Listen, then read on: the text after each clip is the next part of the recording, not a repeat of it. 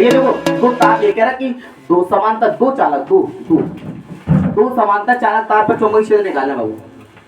तो मान लीजिए दो तार लिए, ये दे रही है, पता नहीं कितना लंबा लंबा है, दो तार एक दूसरे के पास रख दिए, एक का नाम दे दिए, एक को नाम दे दिए ए बी, एक का नाम दे दिए सी और डी। दोनों को बेटा हमने कहाँ रखा, दोनों को हमने मैग्नेटिक फील्ड के अंदर रख दिया, दोनों को हमने मैग्नेटिक फील्ड के अंदर रख दिया।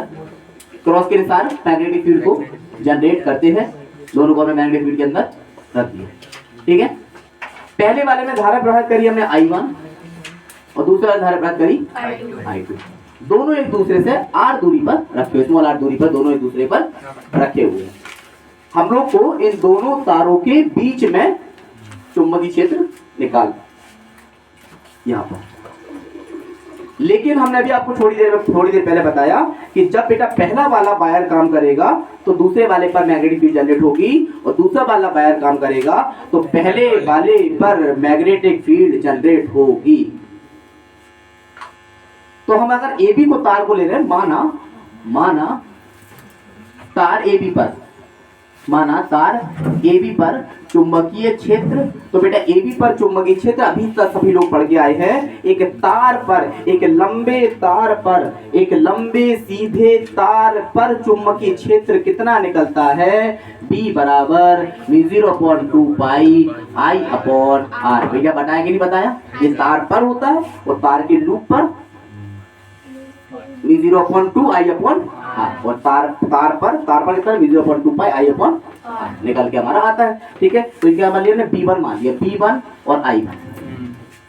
अब इस तार का प्रभाव दूसरे वाले पर पड़ेगा, दूसरे वाले पे क्या निकालना, बल निकालना, कितना फोर्स काम करेगा, कितना फोर्स लगेगा। तो दूसरे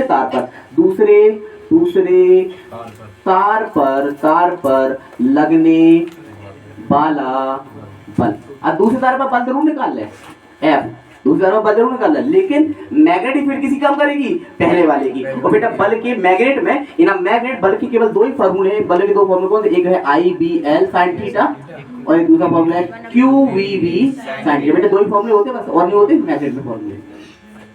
अब तुम लोग खुद विचार कर पा रहे हो कि यहाँ पर IBL लगाए कि QVB लगाए, IBL, क्योंकि QVB कब लगता है, QVB लगता है मूवेबल चार्ज में, जब चार्ज घूम रहा हो। अभी तो तार रखा हुआ है, तार रखा तो IBL लगाएंगे, तो लगा दो IBL, तो कितना हो जाएगा IBL sin थीटा। बेटा I कितना, दूसरा तार है तो I2, और पहले वाले का क्षेत्र दूसरे पर काम करेगा तो क्या हो जाएगा B1, और L तो है लंबाई, एक मान लिया ना, कोई लंबाई है L लंबाई का कोई तार है, और sin थीटा। बेटा कितना, दोनों तार दूसरे पर कैसे बल लगाएंगे, परपेंडिकुलर। तो कितना थीटा बराबर कितना आएगा, थीटा बराबर आपका परपेंडिकुलर, तो रखा दो F बराबर I2, B की जगह पे कितना आएगा 0.2 पाई I1/R, और L की जगह पे L, और sin 90।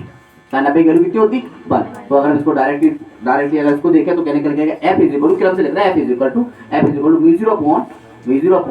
0.2 पाई I1/R into L sin 90 की value 0, that is the formula. कभी कभी इसको ऐसे भी पूछ सकता है कि एकांक लंबाई पर लगने वाला बल, कभी क्या पूछ सकता है, एकांक लंबाई पर लगने वाले बल का व्यंजक स्थापित करो।